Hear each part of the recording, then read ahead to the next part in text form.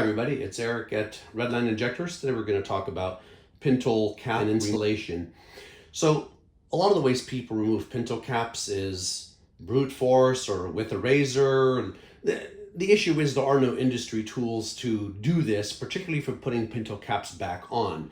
So we decided to create one. So we engineered this arbor press device with this rotating dial that loads pintle caps. This removes, here's an example of some other fixtures we have.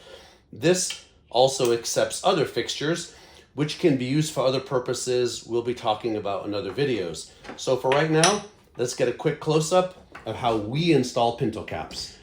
So if you take a look at a traditional pintle cap for regular multi-port, if you look inside, there's actually a raised collar where the pintle fits in. And if you take a look at the injector, there's the pintle.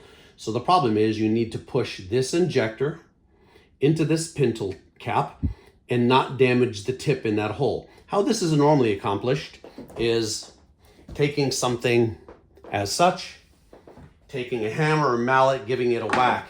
Problem is if you're off just a little bit, you are going to catch that. So our pintle press has multiple different sizes, and it actually has reliefs inside for any pintles that stick out. So you go through and you pick the size you want. 9's too small, 9.5 is exactly right. The pintle and the injector sit right on top of there. This is perfectly centered with the plunger.